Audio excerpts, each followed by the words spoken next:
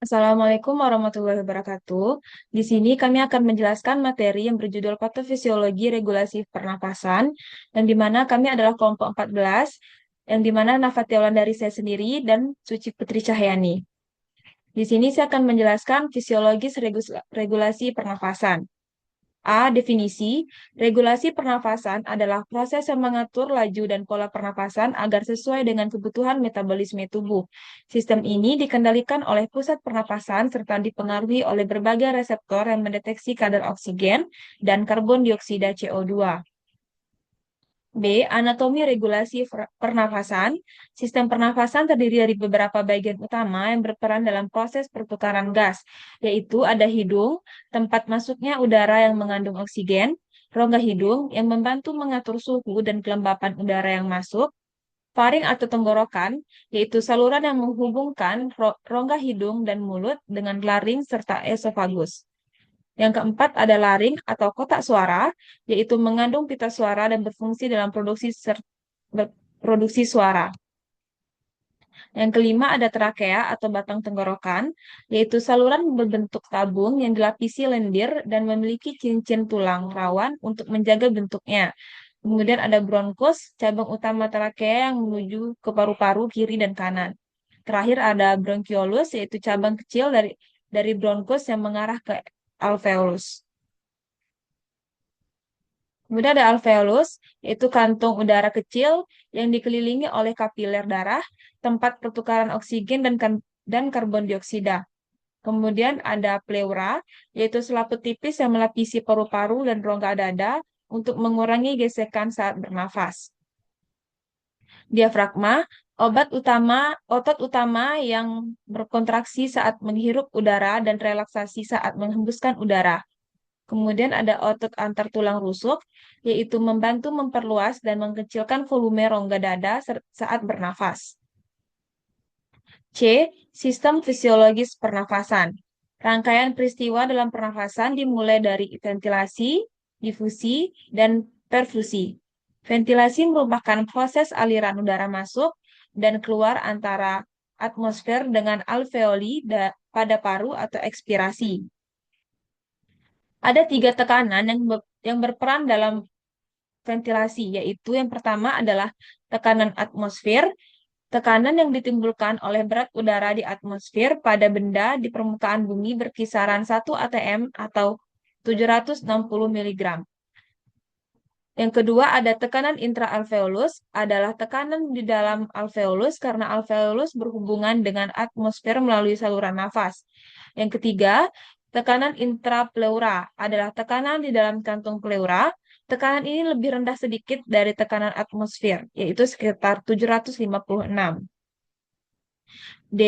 Ada sistem regulasi pernafasan. Sistem regulasi pernafasan bertanggung jawab untuk menjaga keseimbangan oksigen dan karbon dioksida dalam darah serta mempertahankan pH darah dalam rentang normal.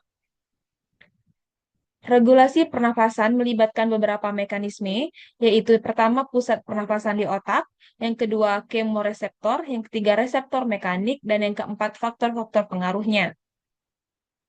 Penuaan terhadap fungsi. Penuaan mempengaruhi sistem pernafasan melalui perubahan fisiologis yang berdampak pada regulasi pernafasan. Berikut beberapa aspek patofisiologi yang terpengaruh.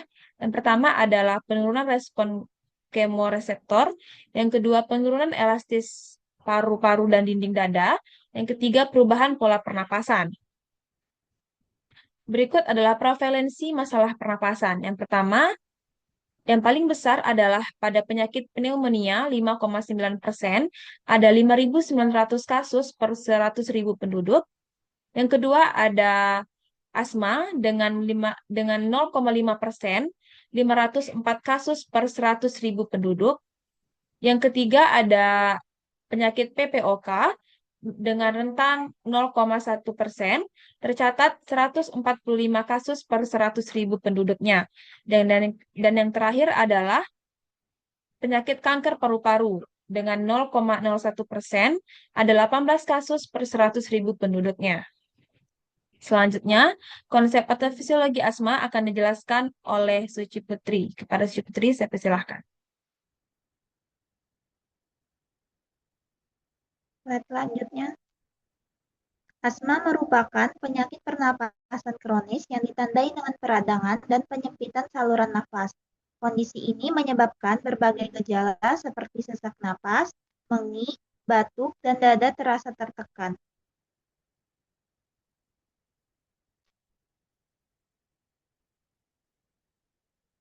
Ada etiologi, asma diduga melibatkan kombinasi faktor genetik dan lingkungan. Beberapa faktor pemicunya yaitu yang pertama ada alergen atau alergi yang disebabkan biasanya dari debu, serbuk sari, bulu hewan, dan jamur. Ada iritan atau iritasi oleh asap rokok, polusi udara, bahan kimia, dan bau yang menyengat. Selanjutnya ada infeksi virus pernapasan seperti rhinovirus. Ada aktivitas fisik berupa olahraga yang berat dapat memicu asma pada beberapa orang. Cuaca, perubahan cuaca yang ekstrim seperti udara dingin maupun lembab. Emosi seperti stres, kecemasan, dan tertawa berlebihan.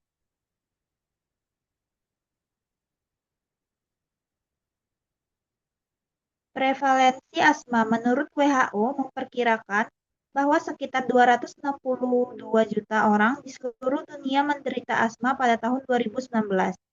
Beberapa faktor yang diduga berperan dalam meningkatkan prevalensi asma meliputi faktor genetik yang merupakan riwayat keluarga dengan asma dengan meningkatkan resiko seseorang untuk mengembangkan penyakit tersebut. Yang Yang kedua, faktor lingkungan, paparan terhadap alergen seperti debu, serbuk sari, dan bulu hewan, maupun gaya hidup, perubahan gaya hidup seperti peningkatan urbanisasi, kurangnya aktivitas fisik, dan pola makan yang tidak sehat. Selanjutnya,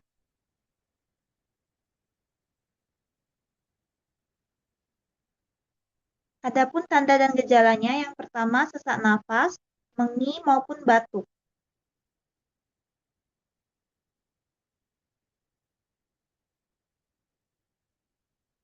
Dilakukan pemeriksaan fisik yang pertama, auskultasi paru yang mendengarkan suara nafas menggunakan stetoskop untuk mendeteksi adanya mengih, maupun inspeksi mengamati tanda-tanda kesulitan pernafasan seperti penggunaan otot bantu pernafasan, adanya perkusi, mengetuk dada untuk menilai adanya hiperinflasi atau udara berlebihan dalam paru-paru.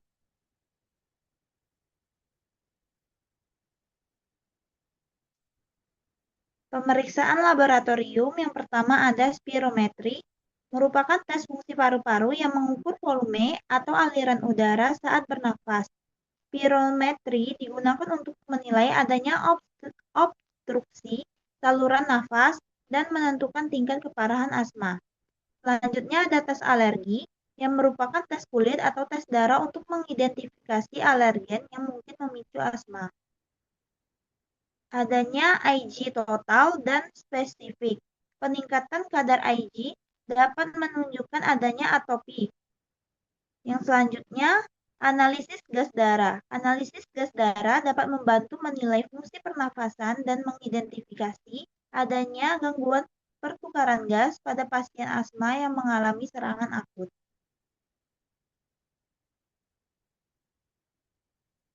Adapun pencegahan asma, yang pertama dilakukannya pengobatan menggunakan obat-obat asma seperti petunjuk dokter, seperti inhaler, kortikosteroid, atau bronchodilator. Adanya vaksinasi, menerima vaksinasi influenza dan pneumonia untuk mencegah infeksi pernapasan yang dapat memicu asma. Adanya gaya hidup sehat dengan menjaga berat badan ideal, berolahraga teratur, dan tidak merokok. Kesimpulan dari materi tersebut adalah gangguan pada sistem pernafasan dapat disebabkan oleh berbagai faktor, termasuk infeksi, peradangan, kelainan anatomi, serta gangguan imunologis dan lingkungan. Kondisi asma menyebabkan gejala seperti sesak nafas, mengih, batuk, dan dada terasa berat. Patofisiologi asma melibatkan peradangan, produksi lendir berlebihan, serta kontraksi otot polos bronkus, yang semuanya berkontribusi pada obstruksi saluran nafas. Maka, cara untuk mengatasinya adalah yang paling penting yaitu menjaga kesehatan dengan cara berolahraga dan makanan yang cukup sehat. Terima kasih kepada Suci Putri. Sekian presentasi dari kelompok kami. Jika ada kesalahan, kami mohon maaf. Wassalamualaikum warahmatullahi wabarakatuh.